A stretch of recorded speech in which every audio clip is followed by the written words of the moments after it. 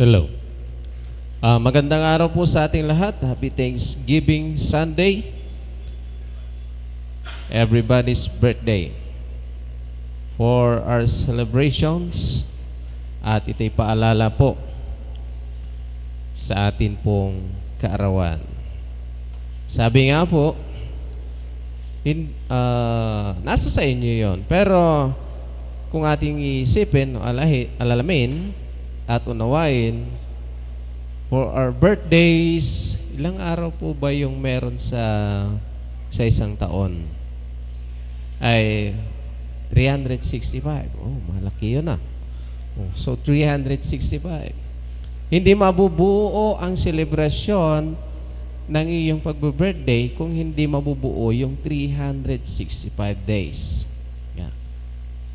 Marahil ikaw man ay malusog ka man, masigla, nagkasakit ka man, pero at least nakapag-survive ka at napagdaanan o naglipas sa isang taon ng mga araw ng isang taon at narito ka pa rin at nabubuhay ka. So, ibig sabihin, narito ka upang ipagpasalamat yon. So, happy everybody's birthday. Ang atin pong teksto sa araw ngayon ay kinuha ko po sa awit, base sa ating leksyonary, kinuha ko po sa awit 78, verse 1 to verse 8. Ito po ay patungkol sa pagtuturo sa ating mga anak. Ang tekstong ito ay naglalarawan kung papaano natin ipagpapatuloy ang pagtuturo o pangangaral sa ating mga anak. Hindi lang po sa mga children na ating mga anak, kundi pati na rin sa atin. Dahil ano ba tayo sa Diyos? Hindi po ba tayo yung mga anak ng Diyos? So, ibig sabihin, tayo ay patuloy na dapat na maturuan o makapulot ng magandang aral patungkol sa atin pong pamumuhay bilang isang Kristiyano. Na ayon po sa ating teksto, gaya ng mapapansin mo sa atin pong pamagat, ay sinulat ni Asaph. Kilala po ba natin si Asaph? Si Asaph ay isang Levita sa korte ni Haring David na parehong pinuno ng musika at isang guro. Siya ay kabilang sa pamilya ng Levita na ang trabaho ay magturo. Ito ay isang napakahabang salmo na nagtala ng kasaysayan ng Israel mula sa Ehipto hanggang kay David. Dahil pinapaalalahanan po tayo mula nung ilikas ni Moses ang mga Israelita sa Ehipto, hanggang sa kapanahunan ni David at hanggang sa mga kapanahunan ngayon. Na atin pong makikita ito sa ating pong aralin sa Joshua 24 verse 1 to verse 3 at 14 to 25, na nang mamatay na si Moses ay pinamunuan ngayon naman ni Josue. Yeah. Galing din siya sa lahi ni David, na kanyang ipinagpatuloy ang mga nasimulan ni Moses. Kilala po ba natin si Josue? Si Josue ay isang may lakas ng loob dahil tinipon niya ang mga pinuno ng mga bawat mga tribo ng mga Israelita, tinawag niya ang lahat. Yeah. Para sabihin o bigkasin o sambitin yung sinasabi ng Diyos. Ano po ba kasi yon? Yung sinasabi ng Diyos. Kasi yung patungkol sa mga ninuno ng mga Israelita. Pagkatapos nang umakyat si Moses doon sa bundok ng Sinai upang siya'y makipag-usap sa Diyos, ang ginawa kasi ng mga ninuno ng mga Israelita ay gumawa sila ng mga Diyos-Diyusan ngayon. Yeah. Nawili sila sa mga masasamang gawain. Gumawa sila ng mga Diyos-Diyusan o yung mga Diyos-Diyusan yun ang kanilang mga sinamba at doon sila nagdiriwang ng kung anumang nais ng kanilang katawan. Ayun ang kinagalit naman ng Diyos. Kaya naman tinipon ni Josue ang lahat ng mga pinuno ng mga Israelita para sabihin sa kanila na alisin sa kanilang kaisipan ang pagsamba sa mga Diyos-Diyusan at sumunod sa tamang pagsunod doon sa tamang Diyos, yung utos ng Diyos. Yan po yung una. Ang unang punto po natin ay ang utos ng Diyos na nagsimula pa sa pagtuturo o pagsabi ni Josue sa mga Israelita. Tayo po, una po sa lahat, hindi naman po tayo natututo sa nababagay sa anumang nais ng Diyos o sa sinasabi o sa utos ng Diyos kung hindi tayo mag-aral. Hindi po ba? Sapagkat siya'y nagtatag ng isang pagtotoo kay Jacob at nagtakda ng kautusan sa Israel. Sa kaniyang iniutos sa ating mga magulang na kanilang ipakilala sa kanila ang mga anak patungkol sa paghahari o sa mga utos ng ating Panginoon. Kung atin pong babalikan yung mga bagay na nakalumipas na, ay marapat na atin po itong alalahanin. Ito'y pagpapaalala ng ating Panginoon na dapat natin balikan. Hindi po tayo makakamove kung hindi po tayo babalik sa nakaraan. Diba? Napansin natin ang dalawang bagay mula sa talatang ito. Una, makikita natin na ang Diyos ay nagpahayag ng kanyang sarili. Siya ay nagtatag ng isang patotoo patungkol kay Jacob. Nagtakda ng isang kautusan sa Israel. Nagsimula tayo dito dahil ito ang pundasyon, ito ang pamamantayan ng ating pananampalataya. Ito ay ganap na panimula sa anumang pagtuturo ng ating mga anak. Nagsalita ang Diyos. Kung ang Diyos ay hindi nagsasalita, kung hindi niya ipinahayag ang kanyang sarili, kung gayon tayo ay maiiwan na mamumuhay lamang sa kadiliman at kalituhan at wala tayong maituturo sa ating mga anak ang katotohanan na siya ay nagsalita at nagpahayag ng kanyang sarili ay nagbibigay ng nilalaman sa anumang pagtuturo sa ating mga anak. Babalik po tayo sa kapanahunan po o sa text o sa aral mula kay Josue. Hindi po ba sa panahong ito ay dumaranas ng isang napakatinding pagsubok ang kanyang bayan, ang bayan ng Israel? Hindi po ba sila ay ginigera ng ibang mga bansa? Yeah. Kung minsan, kung iisipin natin ito ay isang pagsubok o ito ay paalala sa mga nakalipas na nagdaan na ang kapanahunan ngayon sa bagong henerasyon ng mga Israelita, napalitan na po ang mapaghimagsik na lahi ng mga Israelita na hindi na dapat na pagiging malupit o pagsasakop dahil nakamit na nila ang lupang iyon, ang ipinangako ni Jesus kay Abraham. Hindi po ba? Kaya lagi namin pinag-uusapan na kung ituturo natin sa ating mga anak, ang iyong mga anak ay matapang ang tatay. Kung ikaw na tatay, matapang ka. Tapos, inaway ang iyong anak at magsusumbong sa'yo. Anong sasabihin mo?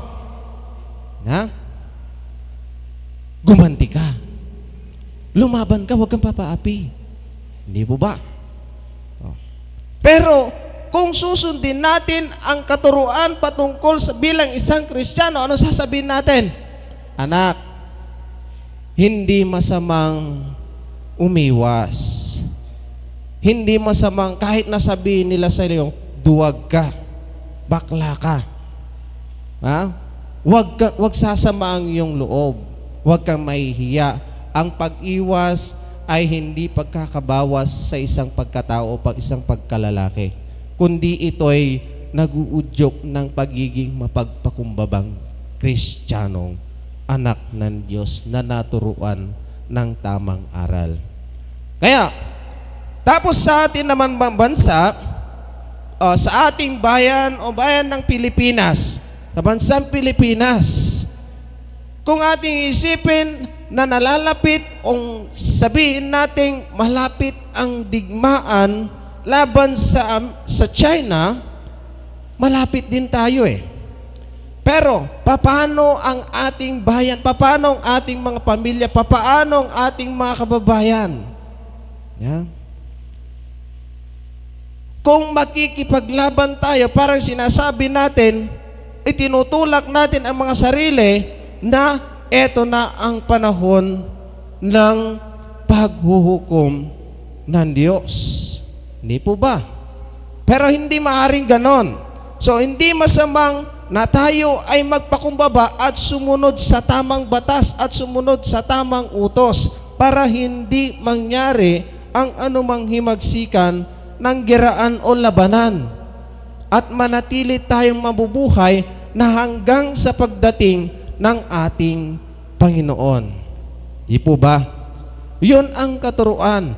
Wala na ang unang himagsikan o wala na ang pusong mapanghimagsik, pusong mapaglaban, kundi ang puso natin ngayon ay mapagpakumbaba. At wala na rin ang mga Diyos-Diyusan na kung saan ginawa ng mga ninunod nating mga Israelita at napalitan na po yun. Ang pangalawa, matapos na ang utos ng Diyos, nalaman natin ang katotohanan na ito'y utos mula kay Abraham hanggang sa lahi ni Jacob at hanggang sa mga lahi natin ngayon. Ang ikalawa ay ang pagiging halimbawa ng isang tunay na naturuan ng tamang aral. Di ba? Yan ay si Asaph. Na si Asaph ay isang Levita.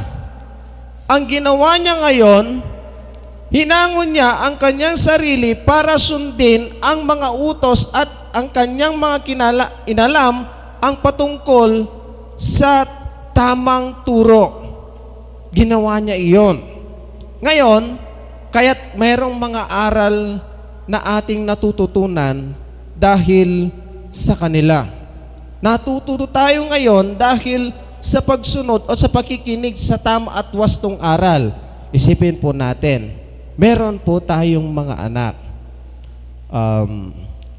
Nakaraan lang, parang nabibigatan ang aking kalooban na habang ako'y nanonood na nasa telebisyon, may isang naibalita na 4 na mga binatilyo na sumalpok sa isang container van dahil sa kanilang kaugalian. Makita natin sa video, talagang napakabilis. Parang wala silang mga disiplina sa kanilang sarili. Parang napakatindi nila. Parang wala silang mga aral na nasa kanilang mga kaisipan. Hindi po ba? Wala nang mga disiplina. Kung tayo'y tatanungin, gusto nyo bang mangyari sa ating mga anak ang nangyari sa mga binatilyong iyon? Yeah. Meron akong anak. Meron kaming anak. Nag-iisang lalaki. Sinabi ni Mrs. kagabi, parang nasulyapan ko o parang kinabahan ako o kinutuban ako, parang nakita ko ang ating anak na pailalim sa isang truck. Diba? Wow. Nakakatakot. Kung ating i-relate doon sa pangyayaring iyon, hindi ba't mas marapat na ituro natin sa ating mga anak ang tamang pagtuturo at tamang pag-aaral patungkol sa mga salita ng Diyos na siyang makakapagpatunay sa kanilang kaisipan at maitatanim ito at kanilang dadalhin sa kanilang paglaki. Hindi po ba? Kung titingnan po natin ngayon,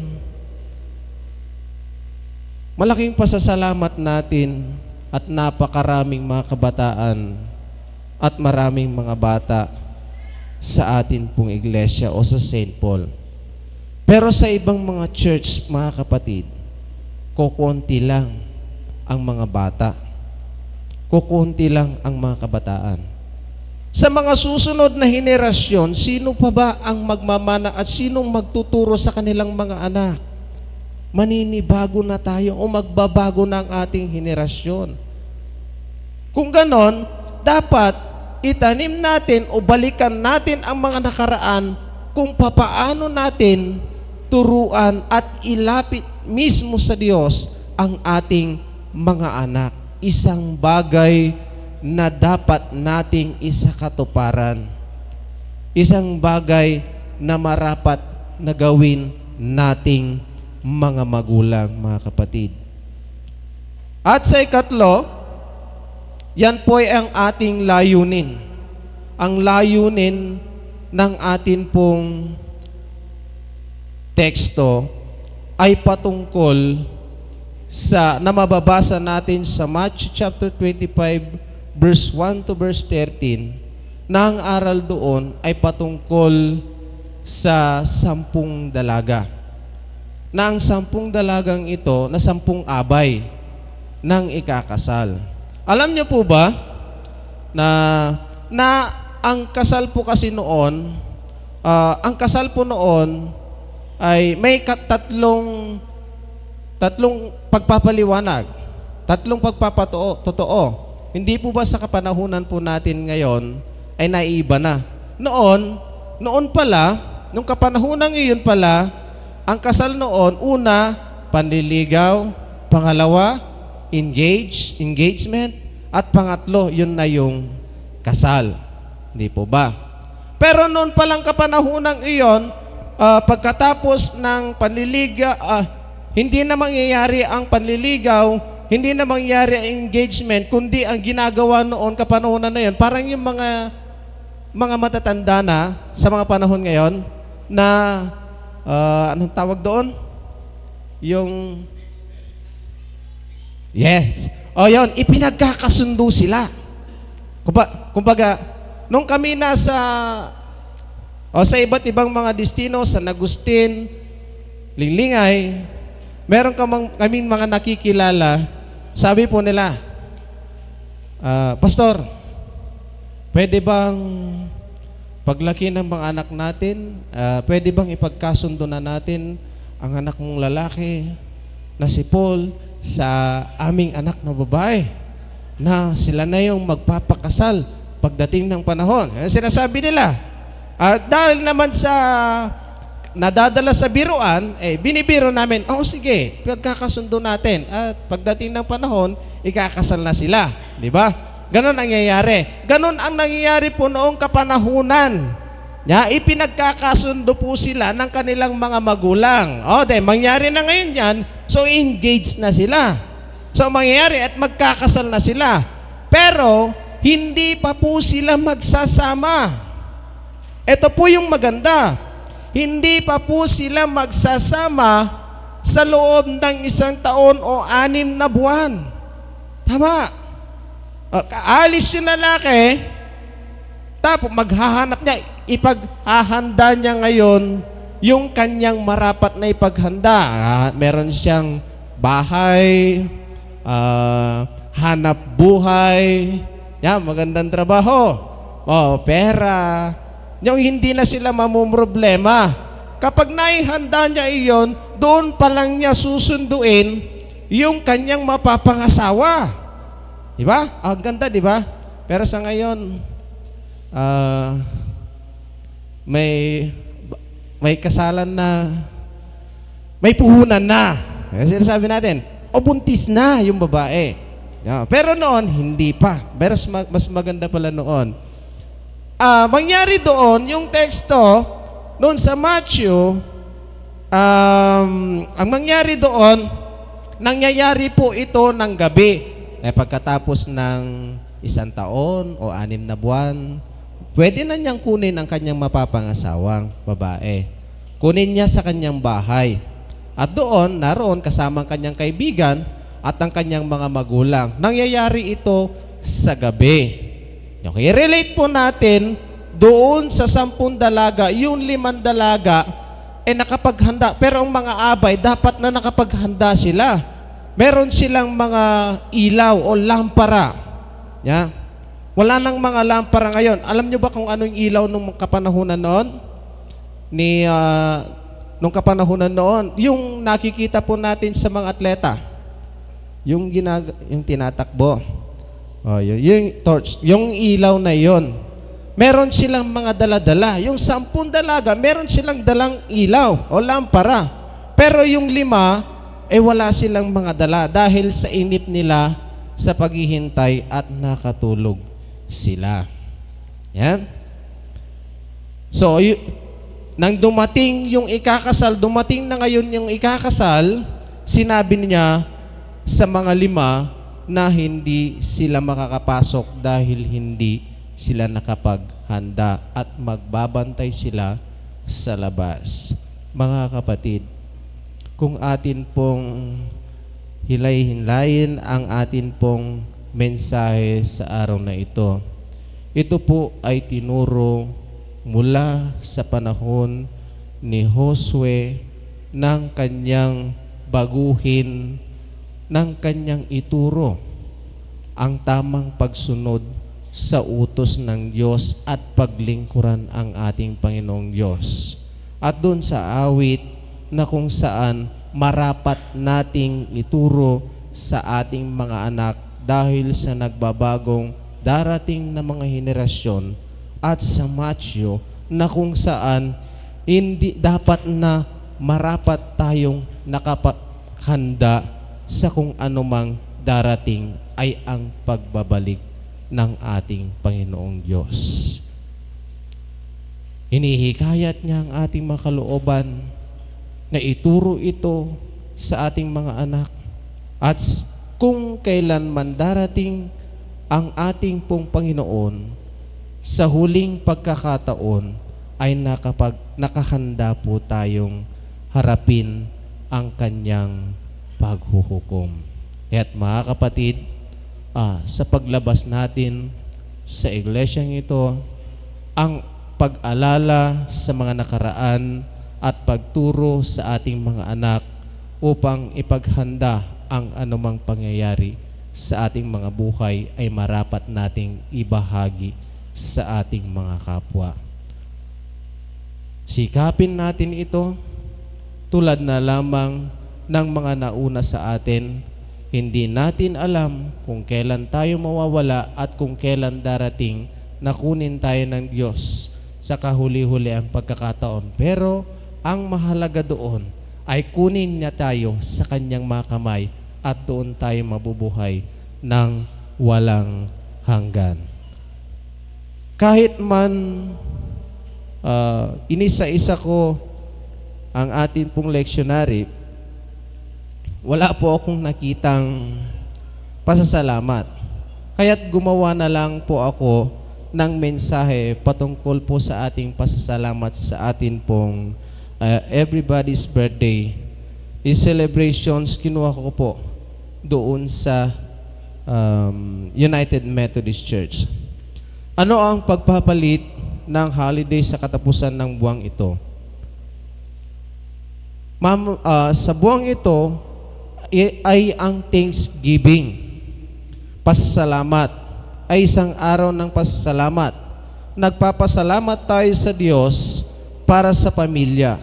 Nagpapasalamat tayo sa Diyos para sa kaibigan. Nagpapasalamat tayo sa Diyos, para sa mga tahanan ng ating tinitirhan, o nagpapasalamat tayo sa Diyos para sa ating magandang pamumuhay. Nagpapasalamat tayo sa Diyos sa pagkaing ating pong kinakain. Ano ang isa sa mga bagay na ginagawa mo upang ipagdiwang ang araw ng pasasalamat? Yan po yung ating katanungan. Thanksgiving ay isang araw ng kapistahan. Karamihan sa atin ay kumakain na maraming pagkain sa araw na iyon.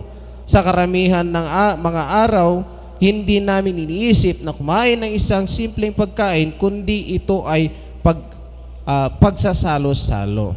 Kumbaga, minsan lang sa pangyayari ito sa isang taon, sa loob ng isang taon, di po ba once a year po lang ang atin pong Thanksgiving, ang atin pong everybody's birthday Thanksgiving. Ang ginagawa po namin nitong mga nagdaan, nagsasalo-salo po kami.